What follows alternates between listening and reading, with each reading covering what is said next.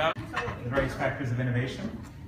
We have a treat for you now as our stage is reset. Let me tell you who's coming up on stage.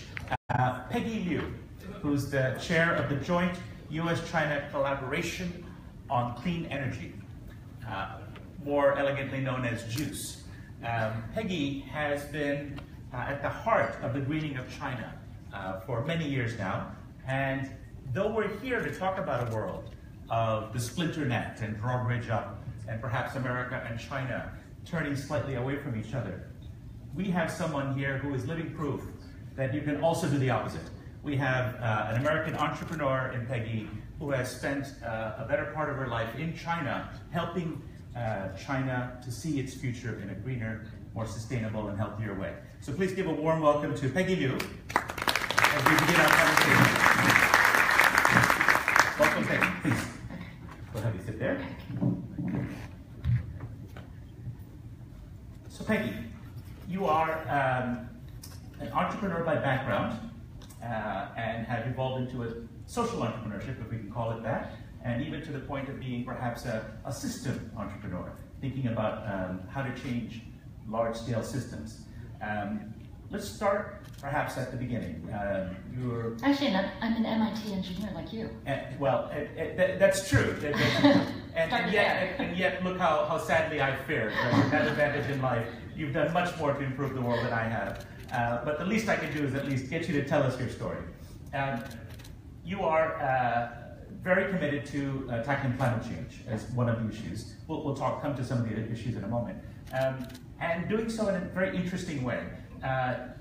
Many people talk about policy and the Kyoto protocols or UN summits and so on. I've seen you on all of the big stages. Years ago, we met at one of the climate events that was being held in New York. But what you do on the ground, can you tell us your work with Chinese mayors and a little bit about how you actually transform a system using a powerful lever like education, like visualization, like training? Give us a sense of what has been happening on the ground, something I think very few people have insight into. Well, for those of you who have not heard of my small organization, JUCCCE, we have, as Vijay said, really been trying to change the way China creates and uses energy for the last decade. So we started in 2007, which is basically when China started to go green. And since then, we've worked with large companies to innovate from within. We've mentored a lot of startups. We've taught a lot of mayors and other government officials in China how to build cities. And so we try to catalyze societal scale change. That's basically our mission. And actually, largely thanks to McKinsey, so thank you to Gordon, who's here representing McKinsey, for helping us as part of this very large stakeholder group around the world who cares about helping China go green. And so some of the things that we've been able to do in the last decade, just as an example for context, is to introduce smart grid into China. Right? That revolutionizes the use of electricity. It's the backbone of all electricity. We have taught about 1,000 mayors in China how to build sustainable cities. We have helped... Tell us how this works. So yes. Why is it that your small organization has access to mayors? I mean, I'm sure if most of us wanted to go in and have a meeting with 1,000 mayors in China, it would probably not happen, or we'd have to work very hard over a very long period of time. So tell us about how that connection happened. What is the context in which you do the training? So our organization started out of the first public dialogues between US and Chinese government officials on clean energy. And one of the first meetings that we had right after the founding of this organization was to talk to the Vice Minister of the Housing and the Urban and Rural Housing Development. So we're the Ministry of Construction at that time. So Qiu Baqing said, why don't you come into the National Academy for Mayors of China to teach mayors how to build cities sustainably? And so our job was to create curriculum, taking best practices from around the world, and then take it to Chinese leaders who have the resources to take this vision and actually implement it locally. And since then, we started teaching at the Chinese Executive Leadership Academy of Pudong, the Chinese Academy of Governance. So one of the things that a lot of people don't know, even within mainland China, is that government officials have to take training, 12 days minimum of training each year. And so this is a wonderful way to bring in best practices and scale them across China to the people who have the resources to implement them. Imagine this in the West, if people who govern actually are trained and are required to learn best practices from around the world, right? So it's a little known feature about how the Chinese system works, and it actually gives a little bit of hope. And over time, it has been widely observed that part of the reason why we've seen the environmental pollution that we've seen in China is that the rewards for advancing in the party were GDP growth, we all know about that, and make sure there's no unrest, right? There's sort of a positive and a negative incentive. The environment was not significant in that calculation in the past. Now, officially, the government has moved, or the party, I should say, has moved from that. So now, greening of GDP growth is an important part of the calculation, but how do you measure it? One mayor moves on, environment could last generations in terms of climate change, the damage. And so we're beginning to hear, in very practical terms, a response. That is, there are some incentives in place, some training that will nudge the system towards a better future from your... I think China actually has had unprecedented pace of change. This response is huge, right? And it's faster than any other country in the rest of history. And I think that largely... But the scale of the problem is also bigger than any other country in history, in terms of scale of pollution. Yes, but if you look at it, just in 10 years, right, China has gone from the leading polluter of the world to, I think, the leading provider of sustainable solutions in the world. Give some examples. Well, so recently, I posted on my Facebook, it went completely viral. Chongqing professors have basically turned sand into soil, right? So within 6 months, sand water, right? Paste, it's a paste, plus water, plus sand. Right. Yes, but so imagine new technology that's being patented that can take hundreds of hectares within 6 months, turn that from sand into soil. Now, for those of you who... With nutrients needed for growth, presumably. And it allows it to retain moisture and allows the seed to grow, during that fragile time. But that, for those of you who follow climate change, soil rehabilitation is one of the keys to carbon sequestration, right? So if we can figure out how to plant faster to help soil basically rejuvenate, to retain its health in this way, in such an innovative way, that is one of the biggest secrets to reversing climate change. So this happened in Chongqing. That's a great example. That's a great example. Another example, which isn't necessarily a scientific breakthrough, but look at the recent announcement just last week about banning fossil fuel cars, right, by China. Yeah, how seriously should we take that? How important is that? So, it's not just the announcement that's interesting, it's how the announcement took place. So in 2007, JUCCCE, one of the first things that we were asked to do was to bring smart grid concept into China. So we drew this picture, we created this white paper, and we started to talk to utilities in China. And we drew this picture of what the smart grid looks like, and we have this little picture of an electric car.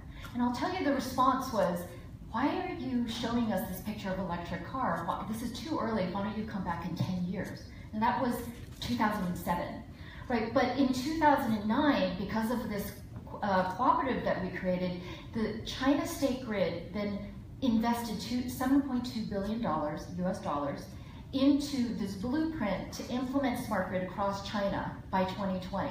And as part of this, then they designated certain cities, a handful of cities, to be smart grid cities. This has led to 400 pilot cities, which are smart city pilots. And of course, EVs is part of that. So 10 cities that are EV pilots, to then in the last 5 years, $5 billion of subsidies for the EV industry. And that has all led from 2007 to 2017, this announcement that not only are they going to go from an auto industry that's fossil fuel focused, but they're just going to ban fossil fuel sale cars. That's amazing, and you should take it seriously. It's going to happen. So actually, can I say one more thing? Sure. I was having this conversation with a BMW executive who moved from Shanghai to Mountain View just last month. And I was talking about self-driving cars, which of course will be electric, which of course will be shareable. And I said, when do you think China will actually have this in pretty commonplace? Like, not everybody, but it's pretty commonplace, it's inevitable. And he said, 2023. That's tomorrow. That's tomorrow. Yes. for that industry, that is extremely rapid change. You're right. Now, of course, with something like this policy proclamation of ending fossil fuel cars, we have to see the details. The timeline may well slip and so on. But I think what's interesting here is in that 10-year history you gave about the early idea your team put forward and now the follow-up. China has made mistakes along the way, subsidized, subpar local companies. A couple suicides. Along the way. But it is learning by doing, and that's the thing, at least in my years in China. I spent 5 years in Shanghai before recently moving to New York. I came to appreciate how nimble the system is at trying, at taking risks, sometimes getting it wrong, but as in the case with the advance of the EV industry, learning by doing. And it's an agile system, and including one, as we learn, that learns. And I would posit that China uniquely can help the world adapt to the changes that it needs to, that we're inevitably going to see with climate change. I mean, we already see it with all the Irma, Jose, Harvey, Maria, and then the earthquake in Mexico yesterday, right? So there's a cry. We have to adapt. Exactly, adaptation and resilience. So let's talk just a little bit about what you're doing on that front. Much of the official work on climate change particularly has again been in the policy realm, but you've focused a lot on adaptation. That is, understanding that yes, of course, the framework matters, policies matter, but climate change is already coming, and other forms of environmental change, and we're going to need to be more resilient, and we're going to need to adapt. With that inspiration, can you tell us a little bit about some of the newer work you've been doing on what can help us with those adaptations? Yeah, the first 10 years of JUCCCE's life, we focused on mitigation, basically helping people use energy more efficiently, creating new forms of energy with net zero emissions. And unfortunately, I have to say that, frankly, we've passed a tipping point, that we will need to help humanity adapt, and we need to do it now. I don't need to tell you this, you just need to turn on the news, right, CNN News, and you know that we need to adapt. And time is short, and not everybody's going to make it. I mean, remember the story of Noah. How many humans actually made it onto that boat?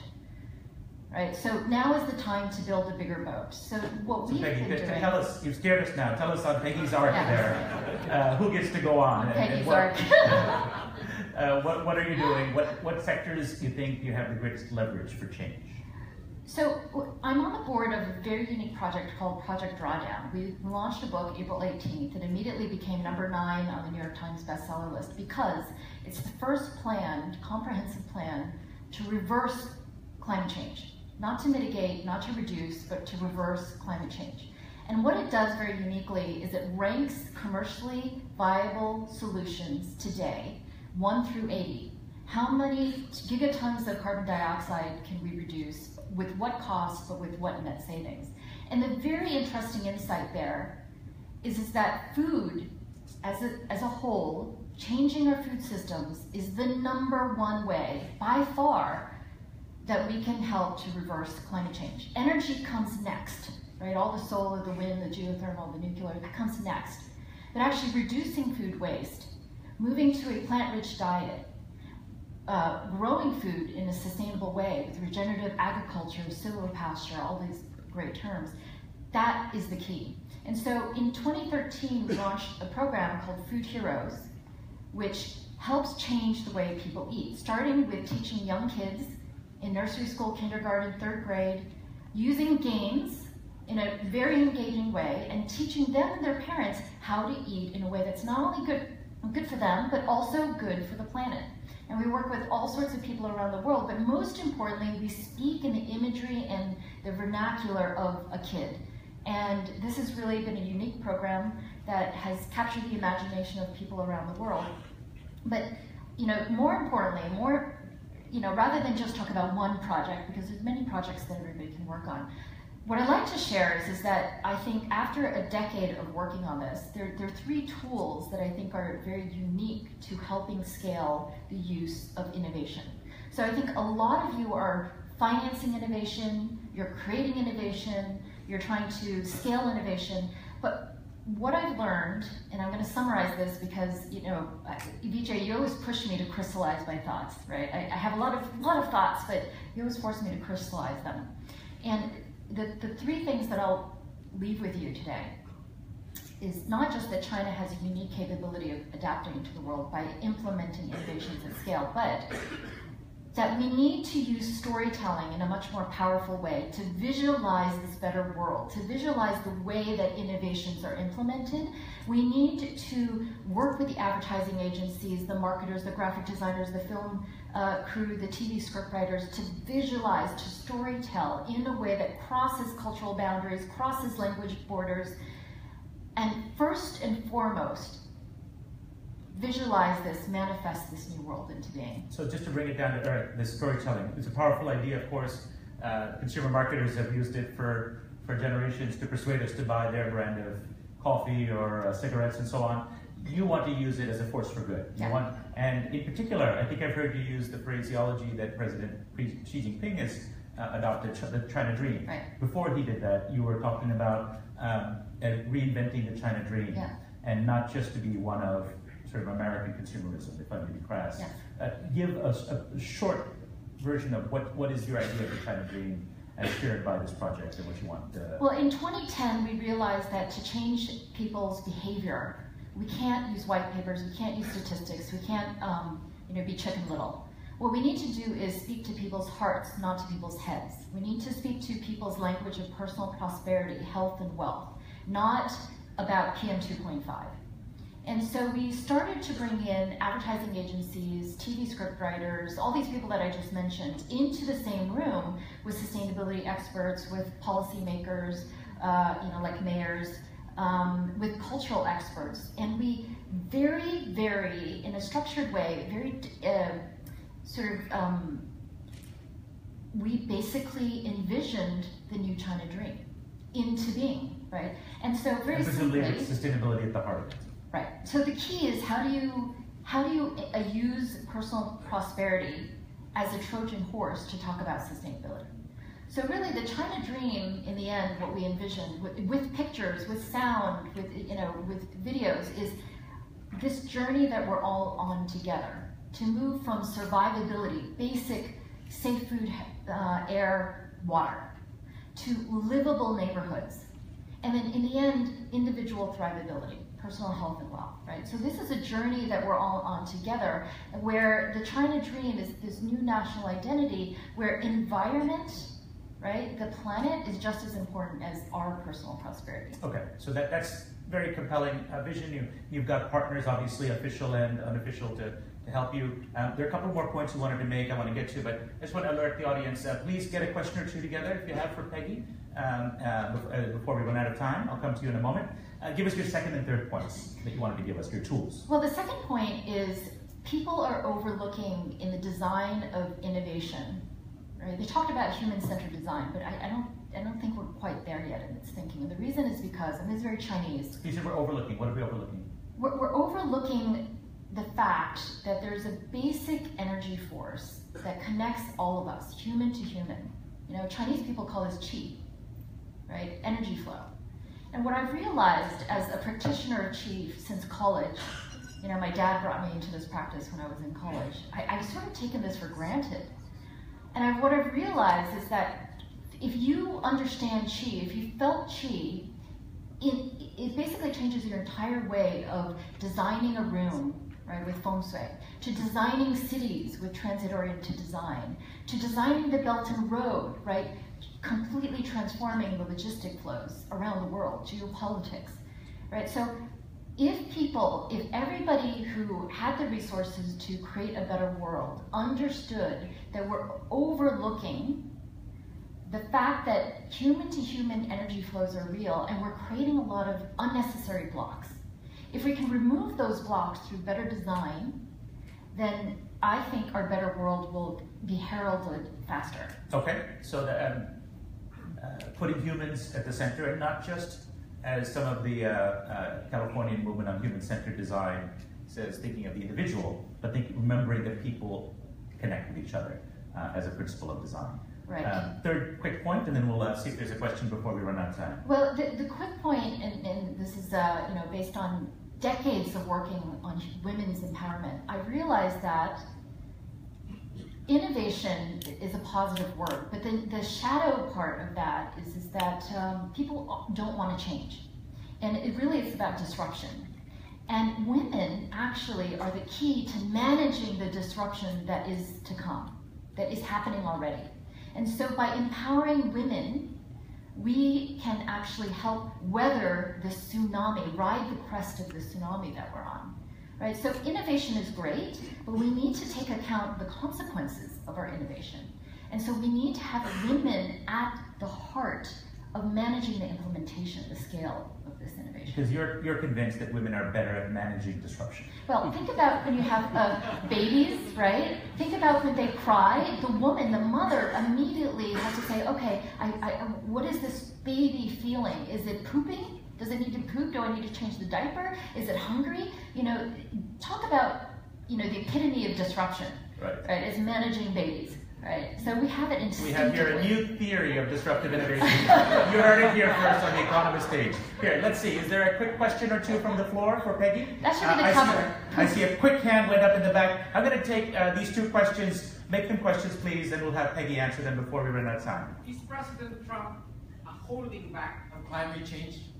Is he holding back climate change? Yeah. You mean dealing with climate change? Yes. Okay, question here, sir. I saw a hand somewhere. Someone at this table? Yeah, maybe we can get a bunch of questions. We'll get it.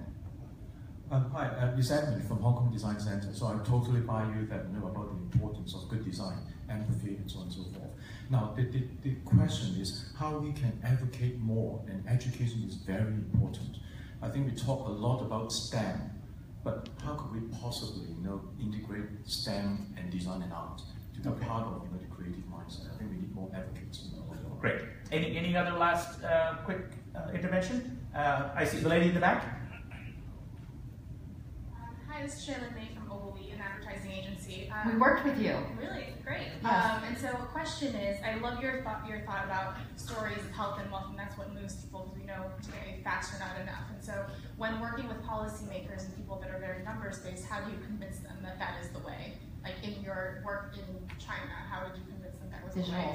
Okay, great. We have three good questions. Let's put them to Peggy. And take them in the order you wish. Is Trump halting progress on climate change? How much do you worry about that? Honestly, I don't even want to take up space to answer that because it's so obvious. It's so obvious. Okay. Right. I'd love to talk to both of you further, but generally speaking, when we do the mayor's training, whether it's what is an eco-city, literally that was our first class, what is an eco-city in 2008, our first class, low carbon transport, municipal waste and water, eco-heritage tourism, eco-livable cities. The way that we do it is creating a video and PPT images of what is this future.